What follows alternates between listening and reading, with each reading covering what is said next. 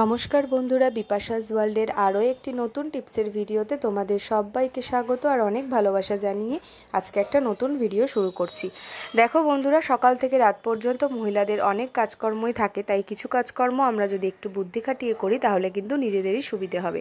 আমরা সংসারের কিছুটা খরচ যেমন সাশ্রয় করতে পারবো, ঠিক সেরকমই সারাদিন কাজের পরেও কিছুটা সময় বের করতে পারবো নিজেদের জন্য। তো চলো বন্ধুরা, ভিডিওটি শুরু করা যাক। আমার আজকের ভিডিওটি ভালো লাগলে চ্যানেলটিকে সাবস্ক্রাইব করে পাশে থেকো। শুরু করি ভিডিও। প্রথম, আমরা যখন এই যে চেয়ারে বসি, চেয়ারগুলো যখন ব্যবহার করি, দেখবে চেয়ারগুলো কিন্তু আমরা বেশিরভাগই এরকম আমাদের যে দেয়াল, সেই দেয়ালের সামনেই রাখি, তাই না? কি হয় দেখবে, নিজেদের অসাবধানবশত অথবা বাড়ির ছোট বাচ্চারা বসে চেয়ারটাকে নিয়ে ঘষাঘষি করে একেবারে দেয়ালের মধ্যে কিন্তু ঠেলে দেয়। তখন দেয়ালের যে রঙটা, সেই রং চটে যায়, সেটা কিন্তু দেখতে অনেকটাই খারাপ লাগে আর আমাদের জিনিসটাও নষ্ট হয়ে যায়, তাই না? তো সবসময় তো বাচ্চাদের বলে হয় না, এছাড়াও অনেক সময় বাড়িতে গেস্ট আসে, তাদের ওরকম অসাবধানবশত হয়ে যায়।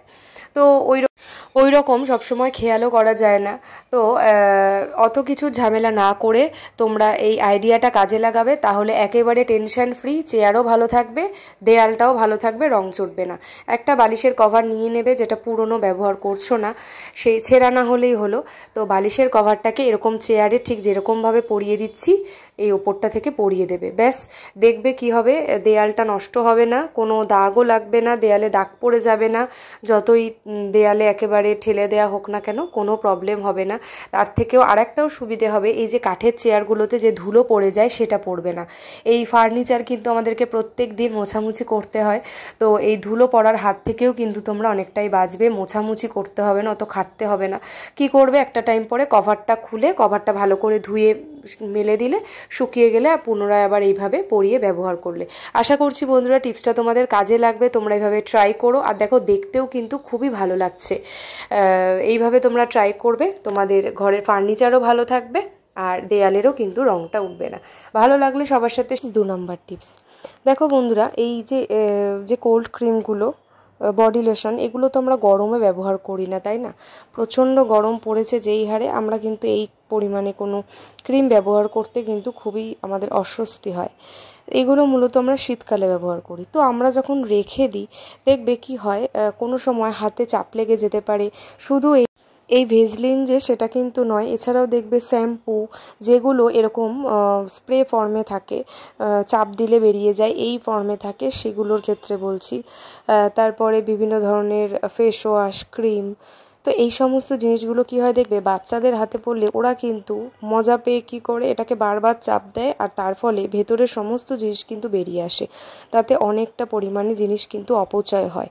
তো তোমরা কিন্তু দারুণ একটা কাজ করে রাখতে পারো, এরকম ক্লথ ক্লিপ দিয়ে এই ঠিক সরু মুখটার দিকে লাগিয়ে রাখবে। দেখবে বাচ্চারা যতই চাপ দিক না কেন, অথবা নিজেদেরও ভুলবশত চাপ দিলেও কিন্তু জিনিসটা পড়ে বেরিয়ে নষ্ট হবে না।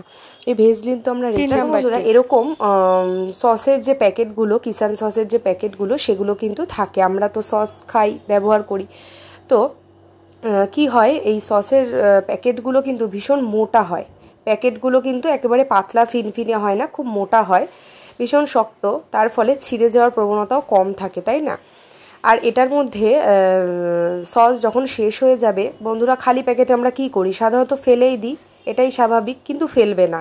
আজকে দারুণ একটা টিপস তোমাদের জন্য নিয়ে এসেছি, তার ফলে তোমাদের ভীষণ উপকার হবে, তোমরা সেটা ভাবতেও পারছো না। দেখো কি করবে, এই সস যখন শেষ হয়ে যাবে তার মধ্যে কিন্তু তোমরা এটার মধ্যে জল ভরে নেবে। হ্যাঁ বন্ধুরা, জল ভরে নেবে। জল ভরার ফলে এটাকে কি করবে, তারপরে তোমরা ডিপ ফ্রিজে রেখে দেবে, পুরো বরফ করে নেবে।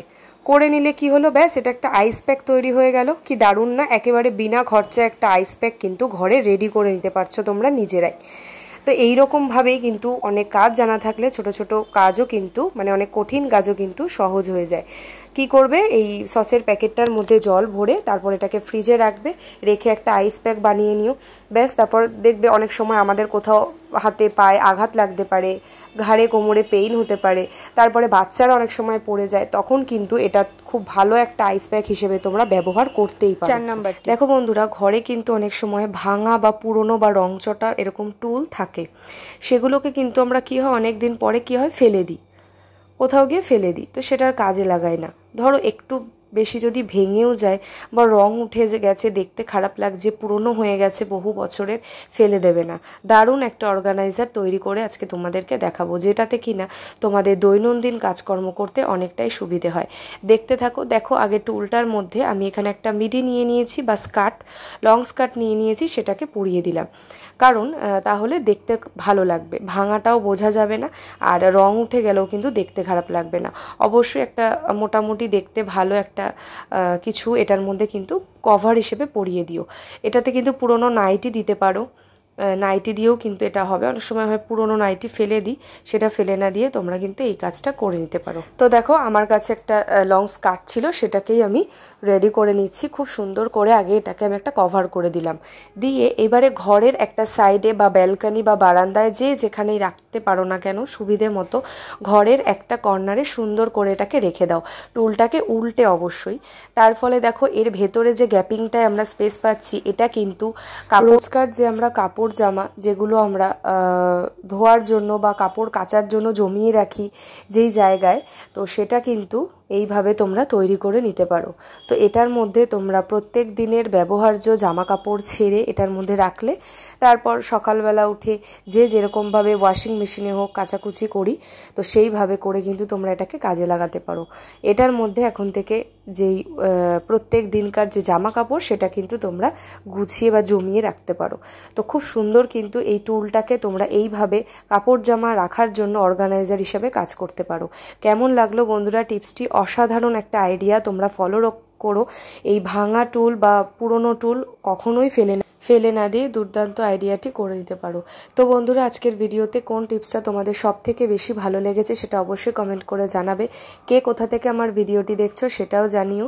আর আজকের ভিডিওটি ভালো লাগলে অবশ্যই বিপাশাস ওয়ার্ল্ডকে সাবস্ক্রাইব করে পাশের বেল বাটনটা অল করে রেখো, যাতে আমার ভিডিও নোটিফিকেশান সবার আগে তোমাদের কাছে পৌঁছে যায়। আজকের মতো ভিডিওটি এই পর্যন্তই বন্ধুরা। পরের দিন এরকমই হেল্পফুল টিপস নিয়ে, দুর্দান্ত আইডিয়া নিয়ে আবারও দেখা হচ্ছে তোমাদের সঙ্গে। ততক্ষণ সবাই সাবধানে থেকো, সুস্থ থেকো, ভালো থেকো।